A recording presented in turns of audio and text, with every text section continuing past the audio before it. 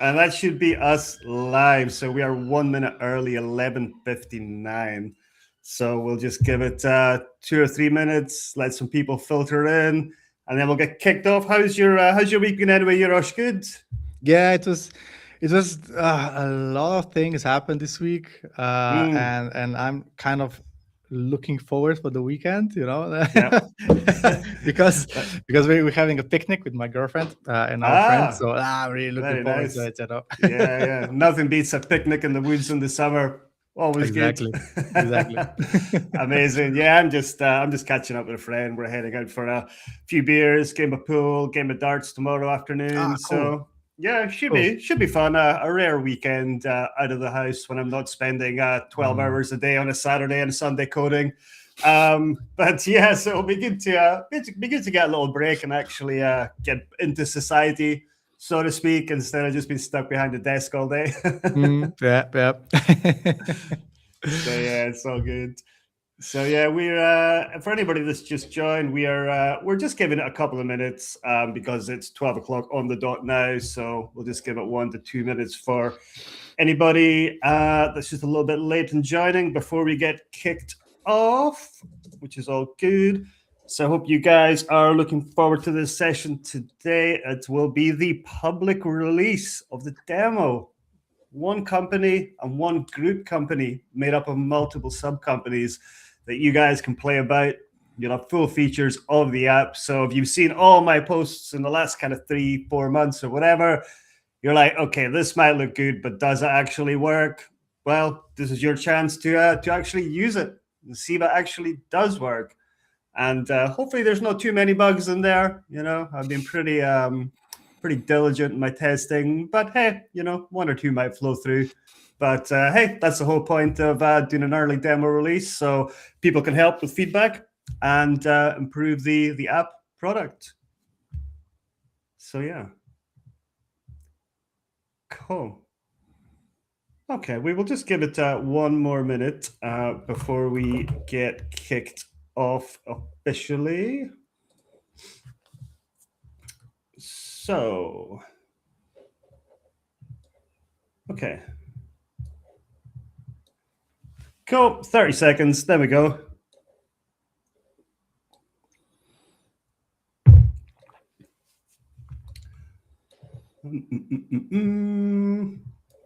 Make sure that I've got everything open I need open. I do. Okay, cool. I think let's get started. So first of all, some introductions.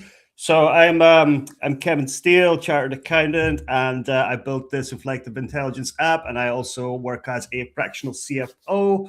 And this app is being used live on my fractional CFO clients. So this isn't just something that's been used for a demo company. It's actually being used live to manage the finances of my fractional CFO clients.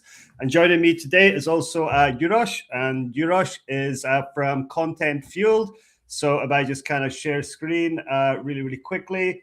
So Content Fueled, they help do YouTube channels for founders, businesses, and do it in a really kind of cool, strategic way, really engaging. So if any of you guys are looking for any help with your YouTube, personal branding, etc., feel free to get in touch with Yurosh on Content Fueled. So without further ado, let's kick off. So first thing we are going to cover is, let me just change the view. I'm going to show you how I actually came up with this idea and the kind of steps involved in building it and how you can get started if you're looking to kind of build something on Claude Code. So if I share screen again, 1 second, share screen, we want to go entire screen, we want to go here. Okay, so this app kind of started with me just installing Claude Code, and I literally just asked the normal Claude chat, how do I use Claude Code? And it told me exactly what to do. So once that was set up, I was like, okay, then let's maybe try to build a simple profit and loss account. So this is how this entire app started. I kind of installed Claude Code and thought, okay, let's try and build a P&L account. So profit and loss statement, this is kind of 6 months for your typical agency. Looks like something you might knock together, I don't know, 30 minutes, 60 minutes kind of thing in Excel. But if you think about it, you don't have Excel if you're building an app from scratch. You have literally nothing. You have a blank slate. So there's different things you need to think about, even just simply for a P&L. So like number one, so the engine of how it works. So kind of the costs are stored as negative, the revenue is positive. If you get one flipped sign the wrong way in terms of what should be negative, what should be positive, that will mean the whole statement will be wrong. We need the subtotals that need to always reconcile properly, GP, EBITDA, operating profit. We might want a log line. You will see there that separates actuals from forecast. And you have things like tax, depreciation, interest, which are their own rules, not numbers that anyone's typed in. So the engine is one thing you need to think about. Second thing you need to think about is the formatting. So you've kind of put together a simple P&L. So how is that actually going to be formatted? So you need to think about thousand separators, the right decimal places, currency values. You might want negative values in red. In my case, I've got UK dates throughout. You might want margin percentages shown beside, so the story reads at a glance. You need to think about the user interface. So you're probably going to want a kind of sticky first column and a frozen header as you scroll across the months. You might want color-coded headers, revenue costs, subtotals. You might want bold subtotal rows. You might want to expand and collapse sections that go from the summary into the detail. Then think about the user experience. So like anybody using this, how is it going to work? Is it going to be a smooth thing for them to use? So immediately here, okay, you want the eye to land on the bottom line first. Kind of in this case, profit after tax. You might want to build in features like you hover over any number and it will kind of show you some detail behind it. You want to drill from the total to the nominal to show the underlying transactions. You might want to think about variance versus budgets. You might want to think about the features. So what else could be useful in a P&L? Well, scenarios might be useful. Budget versus actual might be useful. Little mini forecasts where you can remodel one line without disturbing the rest. KPIs and AI commentary built in might be useful. We might want to think about drivers. So like revenue from retainers multiplied by number of clients, headcount, growth. And if you change one driver, it'll change the whole P&L forecast. The kind of layout of the P&L itself. So is it responsive from like a big screen to a small screen? Do you want light mode, dark mode? How are you going to print this thing? Are you going to print it in PDF? Are you going to print it in HTML? Will it actually look good when you print it? Do you have page breaks in there so it prints properly? And you might want to think about some security as well. I will cover this in a lot more detail later on. But what I'm trying to get here is that even a simple profit and loss, there's lots of things to think about. You've got to think about how the engine's going to work, how the formatting is going to work, how the user interface works, how easy it is to actually use the features behind it, any drivers, the layout, the security. So even though you're kind of asking Claude or ChatGPT, etc., build me a simple P&L, you have lots of things to think about for this simple P&L. And this is basically the approach I took to designing everything. I looked at these kind of 8 key areas: the engine, the formatting, the UI, the UX, the features, the drivers, the layout, the security. And I used that and I built it and I looped every feature around those kind of key things. So once a P&L was a seed, we then built things like scenarios, mini forecasts, variance analysis, dashboards, report builders, knowledge graphs, intercompany recharges, group consolidation, etc., etc., etc. But that same build loop was followed the entire time. So if you've kind of got no coding experience and you wanted to get started using Claude Code, it's free to try, and it works by typing in plain English. And basically, it's all you need to do is go into Claude and say, how do I install Claude Code? It will tell you literally what to do. And then from that, what you do is once Claude Code's installed, set up a GitHub account. So like think of GitHub like Dropbox for a project. So it's kind of online where all your code lives, keeps everything super safe, and it ensures anything is ever lost. And that home is called a repository or a repo. But it's basically just somewhere like Dropbox where the code lives. And just ask for what you want in plain English. So to get started, if you want a profit and loss table, say, build me a profit and loss table. You might want to add a little bit more context behind that if you want. But first thing to do is get started with something simple, build me a profit and loss table, and then start iterating one step at a time. So thinking about the user interface, the formatting, the engine, etc., etc. So start small, go one step at a time, and keep improving, keep improving, keep improving. That's literally how I built this entire thing. Just constant improvement and quality assurance at kind of every step. And a few little tips. So how I keep the numbers trustworthy for this app, I've got a kind of rule book, which is called a Claude.md file. So this is where you write your rules for the code to follow. So we might say things like, if it's a UK client, always use the pound sign, ensure the balance sheet must balance before committing any code, never touch a specific area without actual consent. And Claude will read this at the start of every coding session and won't forget how you work.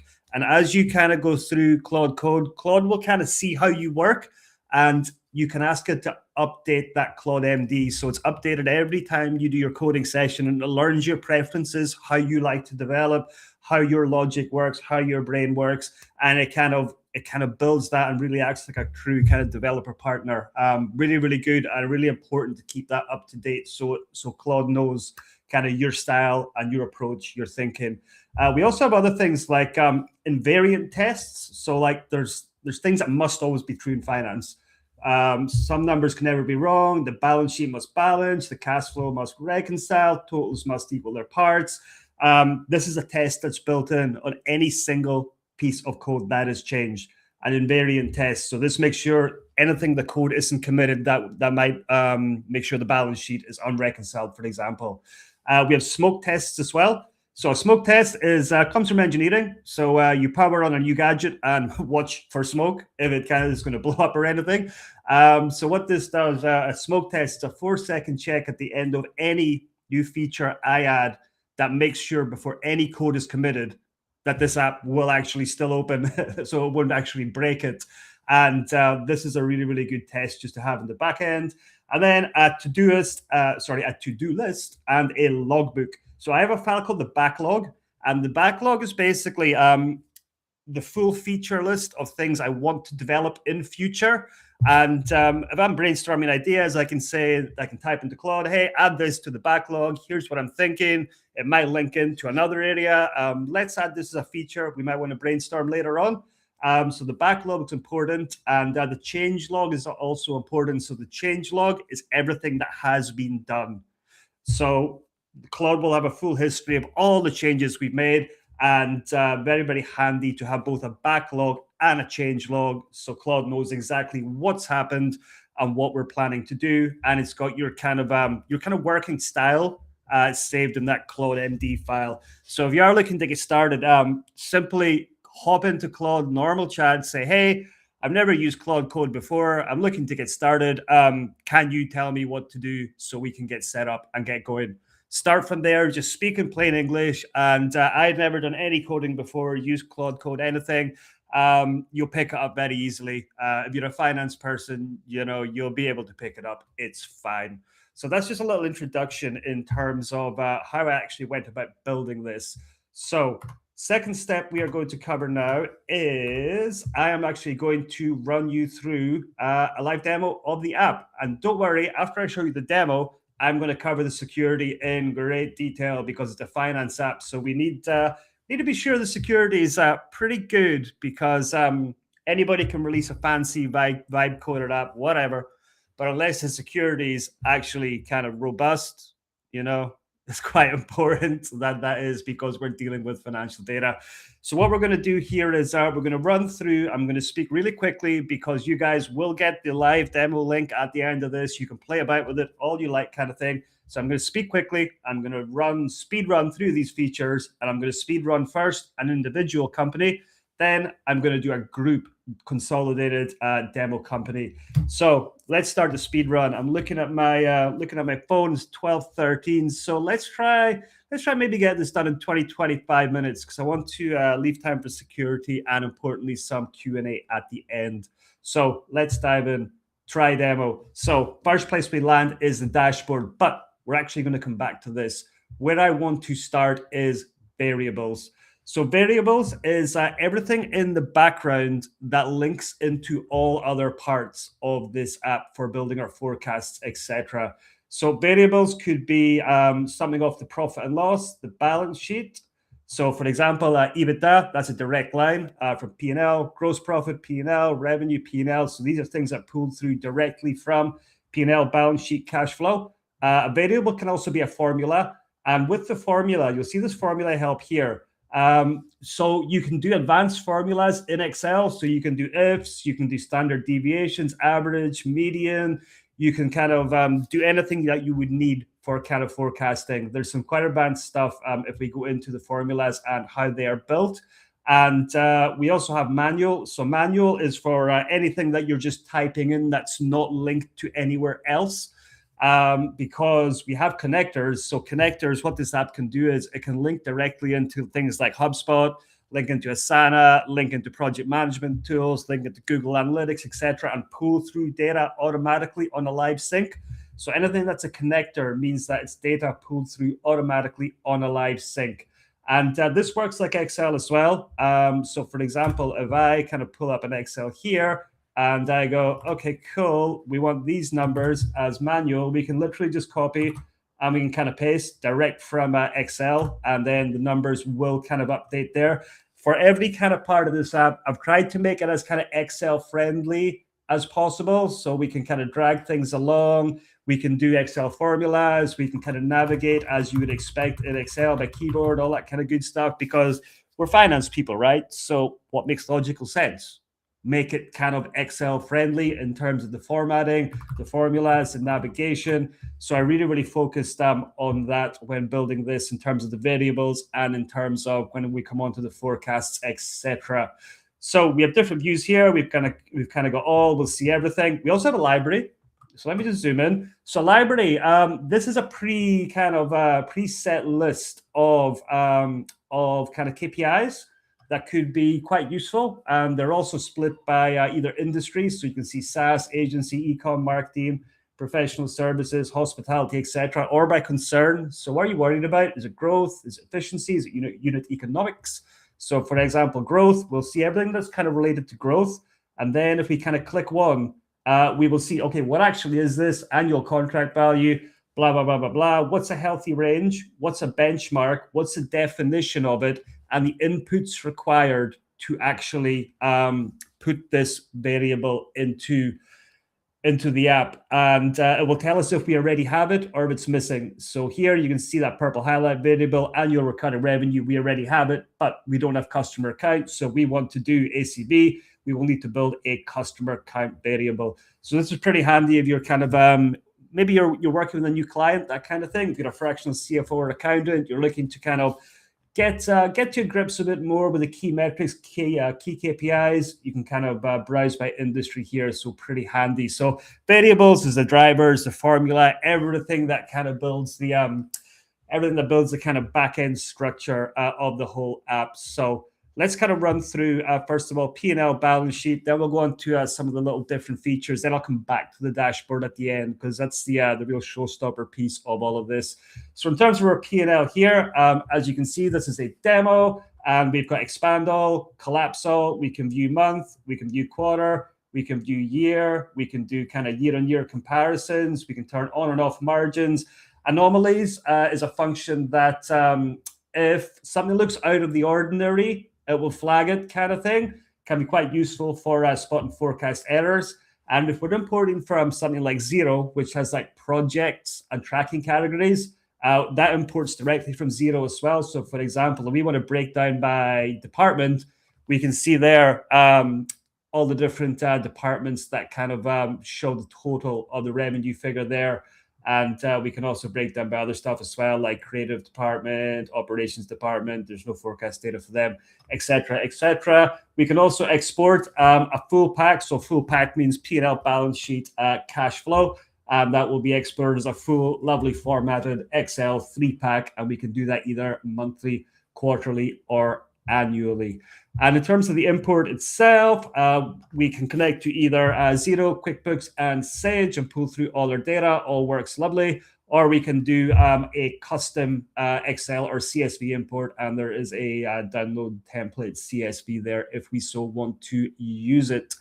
And in terms of the mapping, fully mappable nominals, etc., all that kind of good stuff. So, for example, we can edit the P&L structure, we can put in whatever we want, close the structure, and we can kind of re-add to any kind of nominal or group that we want. So we can design the P&L how we like. We can set a VAT code in accounts. We can set a timing profile on accounts as well. So fully customizable. The exact same is true for the balance sheet. We have kind of mini forecasts as well, kind of what if analysis. We can turn these on and off, quite useful if we're playing for scenarios, or in the case that maybe you've got a nominal code, let's say a revenue nominal code. Some customers pay same month, others pay net 30, others net 60, others net 90. Some customers might have different VAT rates, etc. So if you're kind of building a forecast for one nominal account, you can build in the different VAT, the different customer payment terms, etc. In there, and again, turn them on and off if you want for good kind of scenario analysis. Then we have our kind of forecast screen here. In our forecast screen, it will break down and show us what things have assumptions behind them. So maybe they've got a mini forecast, maybe they've got a variable, what's empty, what's linked by a formula, what's auto forecast. So an auto forecast is, for example, we could click here and we can do an auto forecast against a few different forecasting methods. So we can do like seasonal, linear trend, exponential smoothing, weighted moving average, growth rate, etc. And this little green, that will turn either green, amber, or red, depending on the confidence of the model. So for example, if everything had 300 for the last 12 months, well, it's going to be 100% confidence because it's pretty obvious it's going to be a good forecast for 300 for the following months. We can also add in a future account. So future account is something that doesn't appear in the source system P&L. So if you're importing from Xero, QuickBooks, Sage, it would be a nominal code that is not there. But maybe for forecasting purposes, you want to add this account here as a future account, and that will link through fully to P&L, balance sheet, cash flow, etc., etc.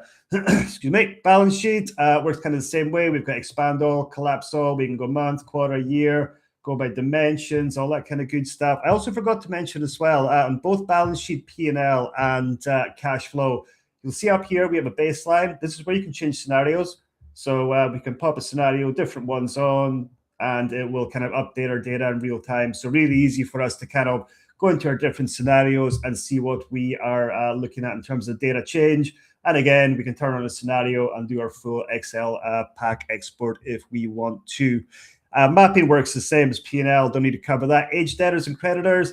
So one kind of annoying thing I find about software tools is that they might use an average for DSO, DPO kind of thing. But with this, you can kind of import the debtors and creditors, and you can split them out exactly the way you want for every individual invoice, depending on its bucket kind of thing, which is really, really handy for getting a little bit more accurate in terms of your cash flow. Or maybe there's things that you might just want to hold, so you don't want to release that item at all. It might just be held on the debtors or creditors ledger for whatever reason. So there is a kind of hold functionality. So nothing will be released to the balance sheet unless you wanted to. Aged creditors works pretty much the same. Prepayments and accrued incomes. So this is kind of all automatic scheduling for prepayment and accrued income. So we kind of take a rough example here. Let's do a new prepayment. Let's call it rates. Prepayment. What's the line? Rates. Prepaid 12 months, cash paid over 10 months. Let's select the nominal. Doesn't really matter. Whatever. We'll call it there. Let's say it's 12,000. And it's going to start in April, end in March. Timing profile is 30 days. So what that means is invoice is raised in April, but paid in May. It's going to recur, let's say, annually, and it's going to be paid over 10 months. So let's just kind of, take that off. Let's kind of done that. And then let's do a filter on office rent so we can see how that works. So what we said there was the 12,000 was raised in April, but we're paying it over 10 months. So you can see the cash releasing there over 10 months, but the prepayment is actually released over 12 months because it's a 12-month kind of contract. So we can automate our kind of accruals, our prepayments, our deferred income, our accrued income, etc., using these kind of schedules. Really, really handy. And we can filter between different nominals depending on kind of what either accrued or deferred expenses, prepayments, etc., are there. And in terms of filter views, we have kind of everything active, things that are ending soon. You might want to hold an accrual prepayment for some reason on the balance sheet. You can do that. What's finished or anything that's over allocated. And we also have a timeline view as well. So we can get this kind of timeline view of all our releasing. Nice little chart there just for UI purposes. Links back to what I was saying before about we want to make this friendly for people to use. We also have intercompany, so we can kind of tag nominals for intercompanies and whether IC payable, IC receivable, the IC portion of the nominal, or whether it's a fixed amount, a percentage, and the settlement of the intercompany. If it's a fixed monthly payment, settle in full at frequency, or a manual schedule. We also have loans. So in terms of loans, we can do floating rate, so BOE, and if you're in the UK, that's Bank of England base rate plus a spread, or a flat payment, manual monthly figures. We can also do cater for capital and interest or interest only. And if it's capital and interest, we can do interest only periods also. We can assign our P&L nominal. We can attach a PDF of the loan statement, and it will show us a kind of full amortization and capital repayment schedules, etc. And that's all automatically posted in the background across P&L, balance sheet, and it all flows through the cash flow as well. Stock is a fairly new module, so I'm not going to spend much time on this. I just introduced this week, so it's still a little work in progress. Funnily enough, we're looking at work in progress, but I am building out the stock module, so I won't spend too much time on that. Fixed assets, yep, we can split between kind of tangible, intangible, cost basis, residual value, any VAT code on it, the start month, monthly override, NBV at lock, method, straight line, reducing balance, etc. And we can also kind of show our schedule there as well. And again, all auto posted in the background once you've entered the information here. It'll forecast all the way out. We have full journal capability. So some kind of pieces of software lock down where you can journal to, where you can't. I always find that a bit annoying. So in this software, we can do kind of full P&L and balance sheet adjustments, because sometimes you just want to make a one-off adjustment, and this is where you can do it. So again, thinking about user interface, we got all one-off journals, monthly journals, quarterly, semi-annual, annual kind of thing. And credit card drawdown as well is to manage the cash flow on the credit card. Too long to explain, but I can explain in detail if required later on. And we, of course, have our cash flows. So we've kind of got our direct cash flow, again, works on kind of scenarios, all that kind of good stuff. Expand all, collapse all, export to Excel packs. So we get direct, indirect. And now let's come to our will we go to the dashboard now? No, let's actually run through a couple more. So let's have a look at scenarios. So here's the scenarios here. We've got our baseline. We got 3 here, aggressive, slow, and our master budget. So once you create a scenario, you can save that as a master budget, and that's what your budget will be reporting against. So there's 2 things you want to report against. One is your forecast against actuals, and second is your actuals against budget. So we can save a scenario as a master budget. And we also have forecast snapshots, which are taken every single month. So when we roll forward a month, a snapshot will automatically be taken of our forecast, so we can kind of compare against, and we have full audit trail for all our snapshots. And we can also save a snapshot at any point we want. And again, thinking about user interface and things, and you want different colors for your scenarios, fine. You can kind of change the color, and it'll change the color of the bar up the top once a scenario is on. We have variance analysis. So in terms of variance analysis, we have our actuals, we have our forecast, we have our budget, we have our variance against forecast, and our variance against budget. And that goes kind of month, quarter, year, full year. And importantly, we can also add comments against our variances too. So in this one, marketing and advertising, Q4 25 conference, blah, blah, blah, blah, blah. but we can add comments against these variances, and this becomes important on a feature I will come on to on the dashboard. We've got goal seek as well, which is pretty handy. I wouldn't run through this in great detail, but it works on historic data and forecast data. Basically allows you the feature where if you've got EBITDA, if you dragged across for revenue, it doesn't work in the demo, but if you dragged across revenue, so your revenue increased by 20%, it would show difference on EBITDA, difference on GP, difference on cash flow, etc. So you can kind of start to build out some different examples. What would happen if your OPEX reduced 10%, your revenue increased 20%, all that kind of good stuff.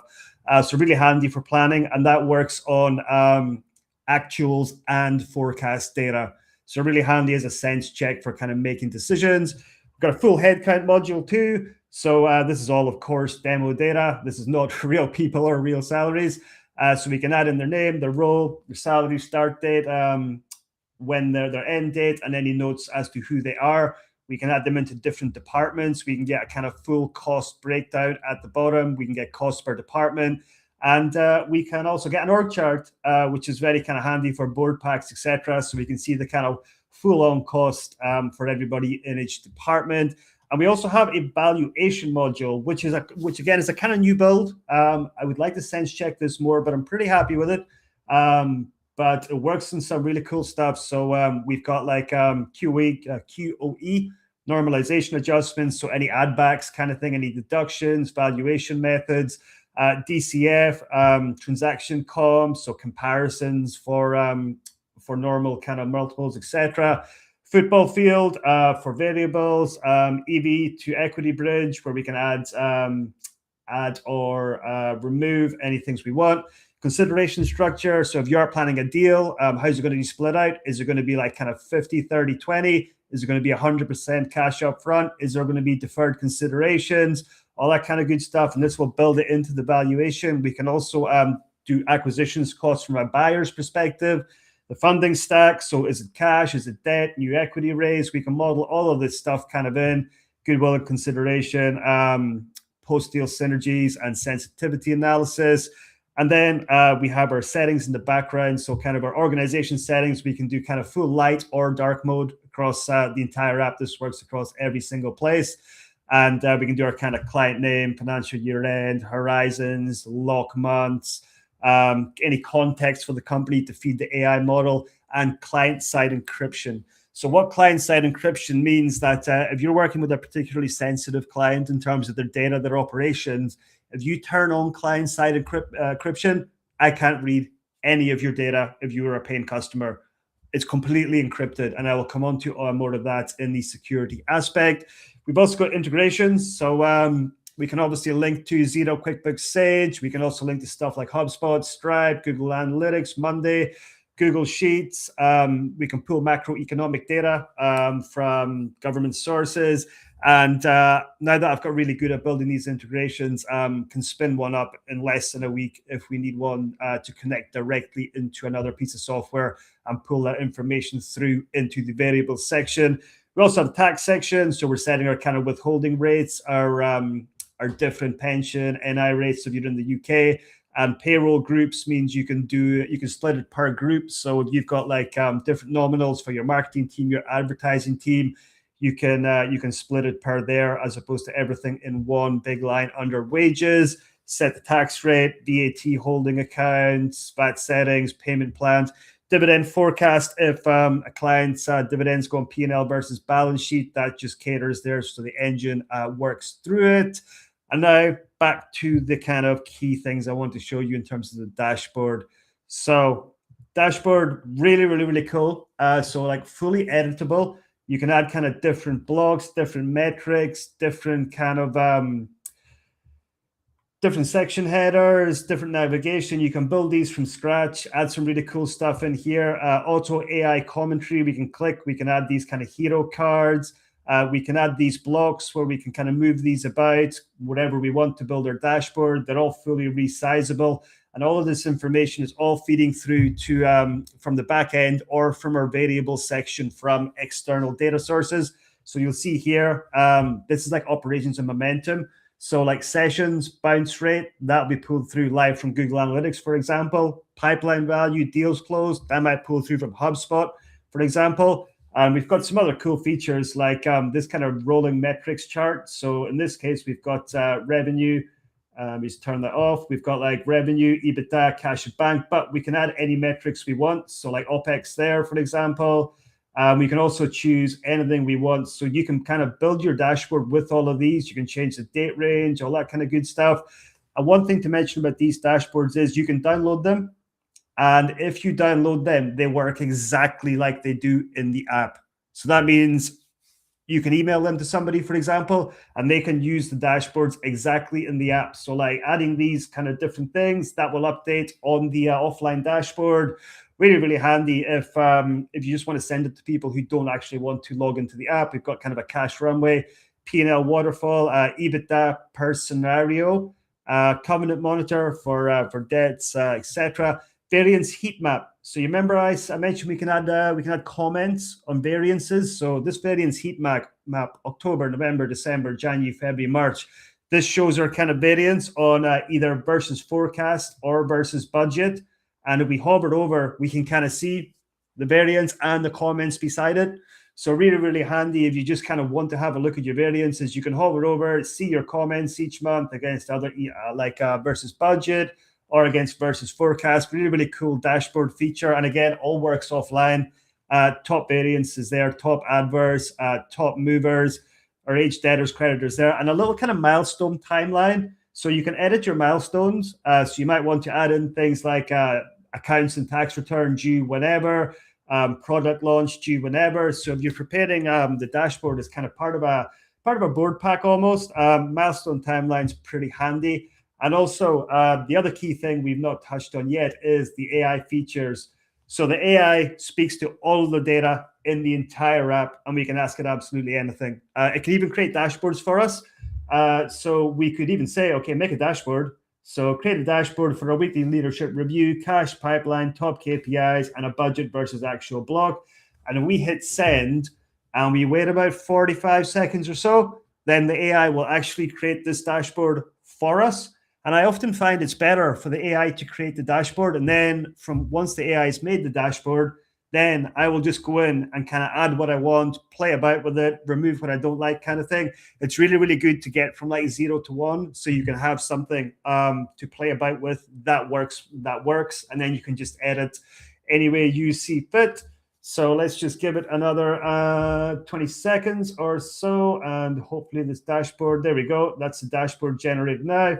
Your dashboard is generated, blah, blah, blah, blah, blah, blah, blah. Okay, fine. It's telling you what it does. So we kind of go out of here. So this was then generated live.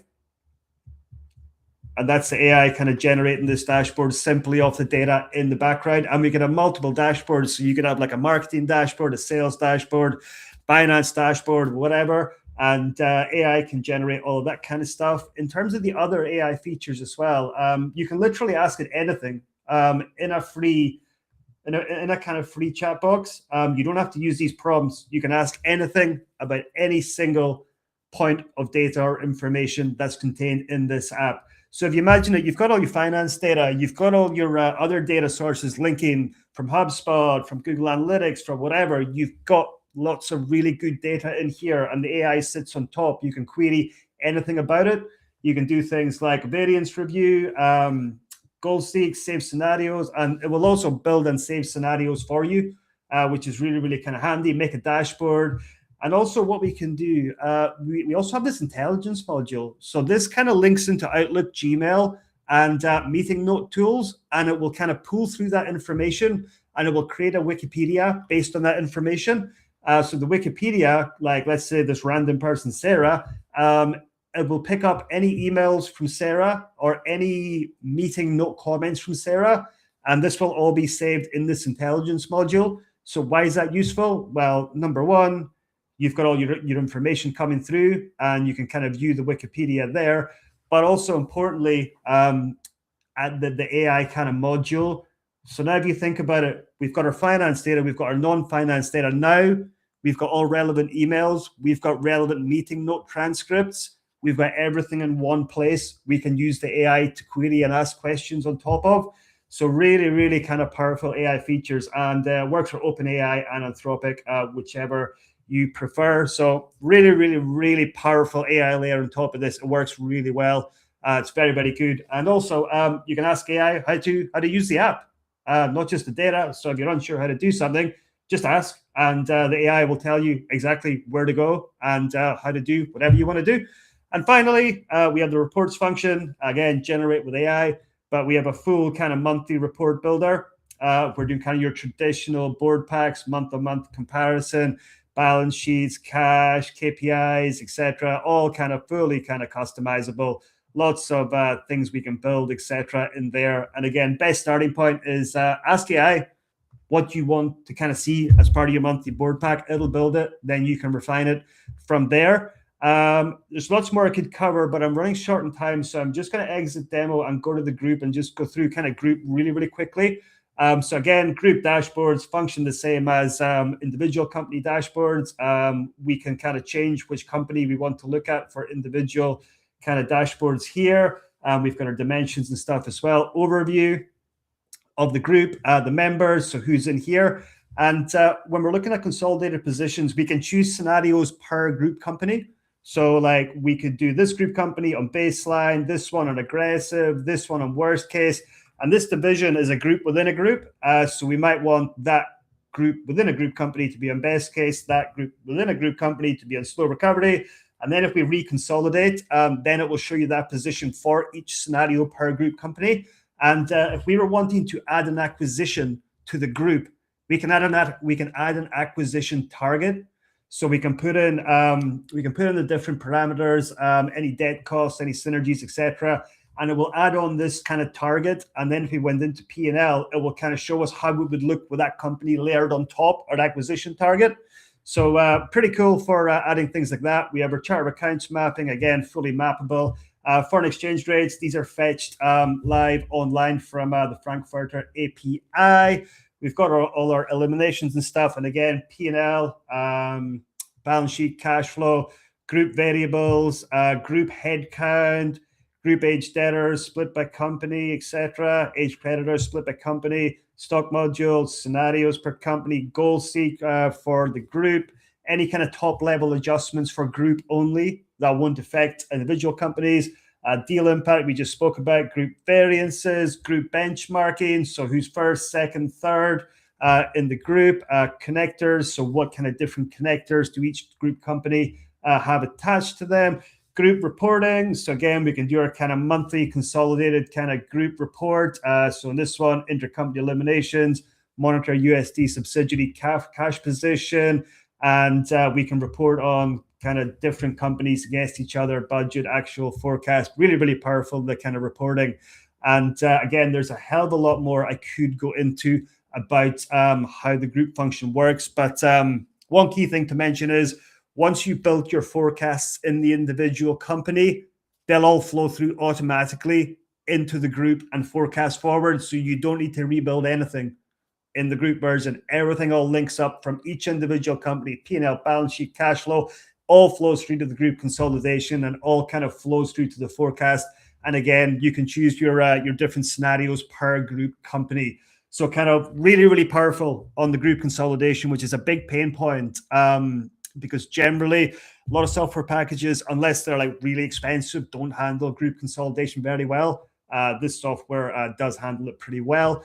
So I'm going to end the demo part of it now, and then I'm just going to touch on one last piece before we take some Q&A at the end. And that last piece is security and privacy. So security and privacy, very, very important, of course. So just to run through this super quickly, bank-grade encryption, so AES-256, standard encryption used by banks and governments. Your actual key is derived from your own password, never leaves the device, decrypted only in memory when you work, re-encrypted and cleared on lock. So when you close the app, it's immediately re-encrypted, and optionally seal any individual client. So that's that encrypt client I was speaking about. So if it's a particularly sensitive client, I won't be able to read the data, or anybody else at Inflectiv can read that data. Fully UK GDPR compliant, etc., etc. In terms of the AI stuff, It's bring your own key, and I did this on purpose. So bring your own key means you need to put your own API key into the software, because I don't want all your data trained on my cloud. You know what I mean? So you bring your own API key, really super simple to set up, and very cost effective as well. It doesn't cost a lot. And one-click data deletion, enterprise-grade logins. So SSO with Google and Microsoft, everybody must have two-factor authentication. There's invisible bot protection, so where you have to click the traffic lights kind of thing. That's there on sign up and sign in. And any sensitive actions that, like deleting the account or whatever, require a fresh two-factor setup. And per user data is isolation. So row level security is on every record in the back end. Passwords are never stored. I don't know what your password is. The encrypted connections on Xero, QuickBooks, and Sage are token store encrypted, never in plain text, and it's encrypted in transit and reset. And then more detail around here. I know we're short on time, but in terms of kind of like how the actual encryption and key management works, the AI privacy we spoke about in terms of it's your own API key. It's not my API key. Authentication and access in terms of the 2FA, single sign-on, etc., and data handling in your rights. So Inflectiv is built to UK GDPR standards, encrypted on AWS, row-level security, etc., etc., etc. And before I do this app as a public launch, so the demo launch is a demo company, right? So it's cool. Even though everything's very encrypted in the background, I will be getting what's called a pen test done, so a penetration test. So this is where I hire a cybersecurity company and ask them to hack it, hack the software, try and break it using swarms of AI bots, using ethical hacking, all that kind of good stuff. And I feel that's really important to get done, even though the security is pretty damn good. Before releasing to public, I'm getting a proper penetration test done so we can be sure it's really kind of good security. And on that, I will end that note. We'll take some Q&A for 5-10 minutes, and then I will give you the link where you can log in right now and access the demo company at the end. So let's do 10 minutes of Q&A, then I'll give you the link, and then you guys go to the link, log in, use the app, go crazy, and give me some feedback. So let me come off share screen. I'll stop sharing, and I will bring Urosh back. Hey, Urosh. Hey, I had this special, I don't know how to say it, position when I was like, I was looking at how you build this app from ground up, and like I was on the first webinar I think that you had for this app, and what was then and what is now, I mean, it's a beast. So congrats on that. Thank you very much. On that. Yeah, so let's go into questions. So the first question was regarding the security and how it handles security. I think you mentioned that. So Steve, if you have any more specific question, just let us know in the comments. The next one is from Milan. Looking forward to hear your thoughts on how AI and real-time data are changing forecasting accuracy. Yeah, definitely. So AI and real-time data in terms of changing forecasting accuracy, it all comes down to one thing, garbage in, garbage out. You can have AI, you can have real-time data, all that kind of good stuff. But unless your source data is actually accurate, what's the point in real-time data or AI analyzing real-time data if it's all garbage anyway? So like in terms of finance, getting that month-end close done, really, really solid, making sure all your accruals are prepayments, et cetera, et cetera. The data is as clean as possible every single month. And also in your source system. So if I'm pulling through from HubSpot, I need to be sure that data is actually good for me to analyze and report on. So if I'm working with a fractional CFO client, for example, I need to say like, okay, so your HubSpot data, I'm relying on that being correct. So what I would recommend is maybe every week, ask whoever is responsible for that HubSpot data, set up like a half an hour kind of recurring task in their calendar every week, run through a little mini checklist or get AI to kind of run through that mini checklist, whatever. But AI and real-time data is great, but if the data is garbage, it's pointless. So clean data is absolutely key to everything. Garbage in, garbage out, right? Garbage in, garbage out. You got it. So the Stephen also asking, like, how does the app, I presume, handle the FX, multi-currency transactions, multi-FX reporting P&Ls, cash flow, balance sheets, etc. Yeah, definitely. So in terms of the FX rates, they will be taken historically from API directly from the Frankfurter API. And if we are going to consolidate, let's say the month of April, we've got a US entity, a UK entity, and let's say the group is presenting in GBP. So we will have the we will have the exchange rate there pulled already through from the API. So the USD company will be translated into GBP for the group consolidation kind of thing. And in terms of future exchange rates, what it does is it just takes the most recent month and uses that kind of as the point for future exchange rate and currencies. The reason being that we all know all the kind of socioeconomic, political things happening in the world at the moment kind of thing, trying to put in some forecast, whatever, of exchange rate, I don't think it's worth it. Maybe it is. I don't personally think at the moment because things are so volatile in the world and the economy. So for future, I simply put in the last known exchange rate, and that exchange rate updates every month after the month is closed. Awesome. So Ben is asking, will you be aiming to get CE Plus certification? CE Plus, Cyber Essentials Plus. I will indeed, yes. At the moment, I have not done it because this is still like an early access product kind of thing, and I've not actually released this to any paying users, anything like that. But Cyber Essentials Plus is definitely one thing I will be looking at doing because security is really, really important for a finance app. So I do not have it now. I've not even got any early testers yet for this app kind of thing.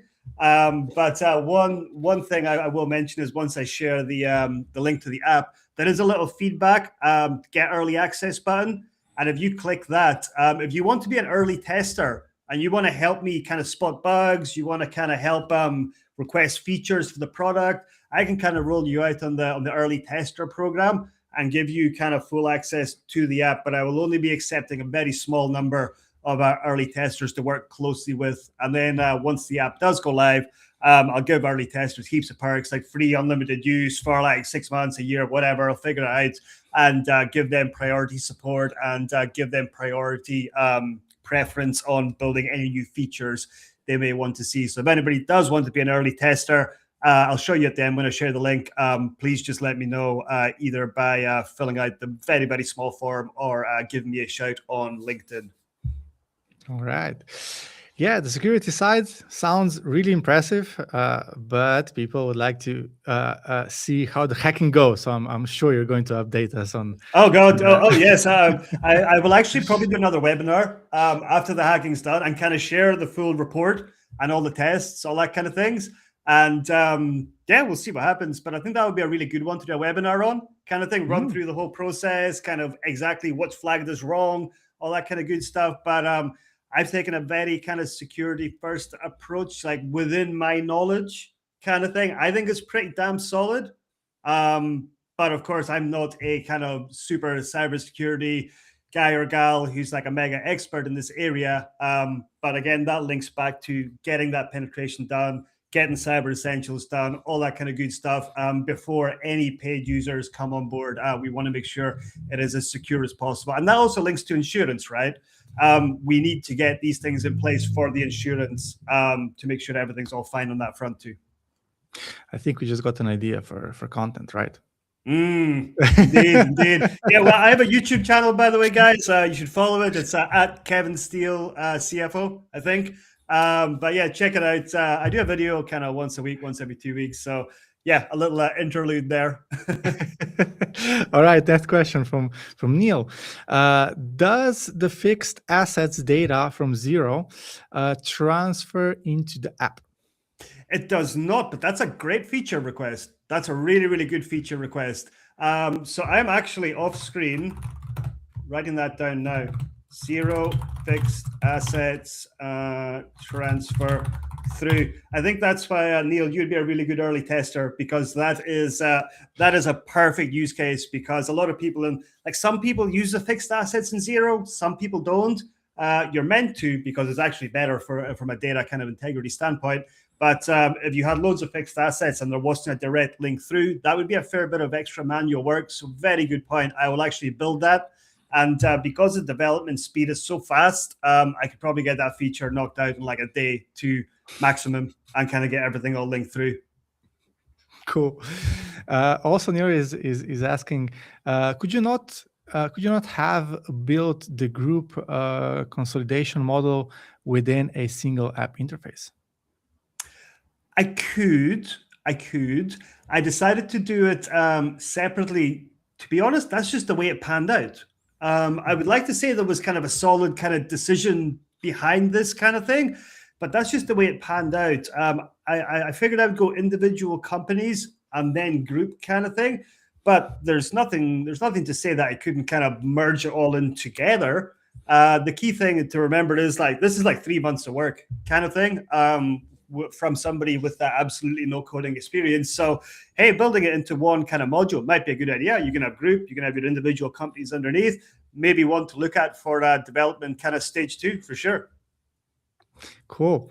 So LinkedIn user would like to be the tester for the app. So LinkedIn no user, problem. get in touch with Kevin. yes, LinkedIn user. Thank you very much. LinkedIn user is my favorite user of all LinkedIn users. So let me actually share a screen and show you guys how you can get access to the app and how you can be an early tester. So if I share screen again, share screen and kind of go to entire screen here. So you will see up the top here, app.inflectivintel.com. So that's app.inflectivintel.com. I can't zoom in here because that's the actual kind of browser. Could you just like paste the link into the chat? I can, yes. Oh. There we go. You move it a little bit, move the window a little bit because it just covers the live and okay, awesome. Okay, perfect. So that's the link there, guys. So if you visit that app.inflectivintel.com, then you will land on this screen here and you will see try demo. So you can click try demo. It'll bring you into the demo. You've got full access. You can play about with whatever you want. You can also use the AI features too.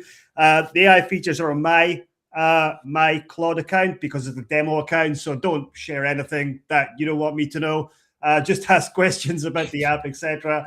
And you've got the group demo there as well. And 2 bits of feedback. Number one, in the app, you'll see this kind of feedback bubble at the bottom. If you don't want to be a tester or you just kind of want to give me some one-off feedback, hey, like give me a rank. Okay, Kevin, you're trash. You're getting 1 star. I hate this app. You suck. Go back to finance and stop coding. That kind of thing. If you really hate me, and if you want to reply, pop in your email. And the second way, if you do want to be a tester and get a bit more information, you can see in the top here, get early access. And this will be like name. So like LinkedIn user, you would type in your name there, LinkedIn user, email, company, role, accounting stack, team size. And then if you want to be an early tester, just say like, I want to be an early tester or whatever, click request access, and I will get an email with your information and I'll be in touch in due course. I can only take like 5 to 8 early testers. So the more info you can give me on why you want to be an early tester and kind of and your background, etc., would be pretty handy. The other way to get early access or be a tester, you'll see here, or get early access. It opens the same window, but you'll see it on the kind of on the main screen there. So yep, as a reminder, it is app.inflectivintel.com. That's the link. Go in, try the demo, try the group demo. Like you can mess about with all the data, like add, delete, do whatever you want, go crazy and change anything you like. The demo resets every time you go out of it. So that is LinkedIn user, how you can be an early tester if you wish. And I hope to see your application, LinkedIn user. All right. So Justin is wondering, Are you aiming to provide this as a product to clients you work for as a fractional CFO, or are you also aiming to sell to general clients that you don't So work for? sure. So this app is actually being used live on all my fractional CFO clients right now. This is the tool that drives their finances. I give them the dashboards, the reporting, pull in all the information, kind of do the analysis. So it's actually being used right now on my clients. And in terms of selling the tool as a product, when I first started developing this, I was like, you know what? No, this is just like something to make my life easier, etc. But the couple of early people that have played about with it, they keep saying, look, you need to kind of sell this. You need other people to use this. You should make this into a product. So I think I probably will, is the honest answer.